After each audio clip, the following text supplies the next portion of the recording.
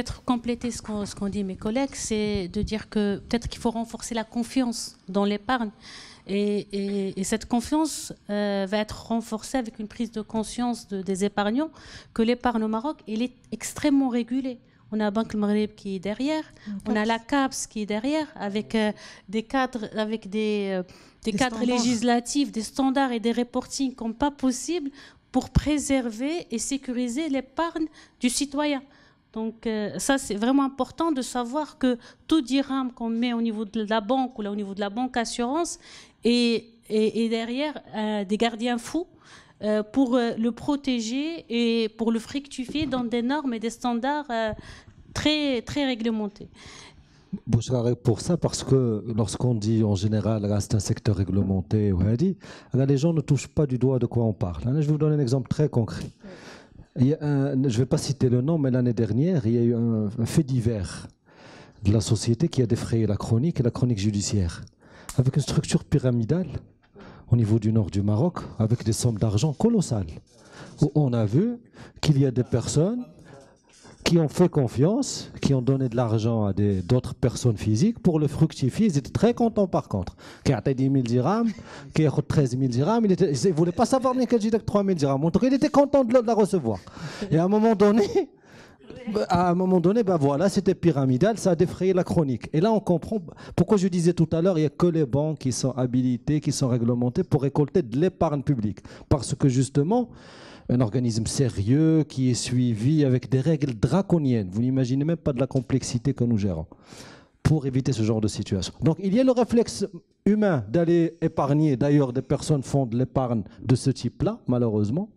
Le rôle d'Yann, c'est de continuer à communiquer, à vulgariser, à accompagner le citoyen pour qu'il puisse intégrer le secteur bancaire, qui est un secteur de confiance et qui est mis à leur disposition. Finalement, parce que tout à l'heure, vous parliez de flexibilité.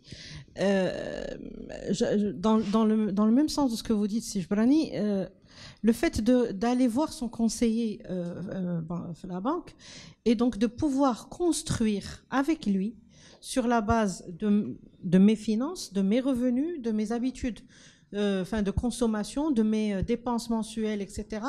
Donc de pouvoir construire ensemble cet engagement. Logiquement, ça devrait être plus, on va dire, plus logique, et donc ça devrait couler de source pour quelqu'un, je suis rassuré, elle a philoso, etc. Moi, je pense que le problème n'est pas chez la banque. Je pense que la banque est assez bien équipée, il a des conseillers qui sont bien formés, bien rodés. C'est qu'il faut briser quelque chose qui précède le pas que doit faire le consommateur. Voilà pourquoi j'ai parlé des politiques publiques et j'ai parlé du rôle de la société. C'est un sujet qui est relativement, je ne dirais pas qu'il est complexe, mais il est un peu particulier. Vous savez qu'aujourd'hui, cet attachement au cash, cet attachement à cette épargne classique, c'est-à-dire de déposer l'argent chez soi, pour les compter soi-même. Voilà, c'est cette manière un petit peu... Vous savez que même Banque Maghreb aujourd'hui, il a entamé une étude, je dirais à la limite anthropologique, pour essayer de comprendre la relation qu'a le citoyen marocain ou le Marocain avec l'argent cash, pour essayer de comprendre qu'est-ce qui va pas. Maintenant, effectivement, les banquiers ils sont là, ils ont des structures, que ce soit la banque directe ou la banque conventionnelle, les conseillers sont là, sur le plan culturel. Je pense que si on se positionne tout la Agadir, on va trouver les personnes qui vont parler le même langage. On n'aura jamais de problème là-dessus. Il y a cette garantie, les relevés bancaires où tout est clair, la possibilité de faire des réclamations, et ainsi de suite. Sur ce sujet, je n'ai pas de problème.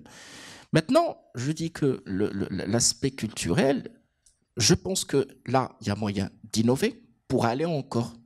Parce que vous avez soit le monde rural, soit lorsque vous parlez de cette population à revenus irréguliers, qui a un sujet que d'autres, vous avez parlé, si je parlais tout à l'heure de ce fait divers, c'est que peut-être ils ont trouvé le code PIN, cette manière de déchiffrer socialement pour récolter autant d'argent.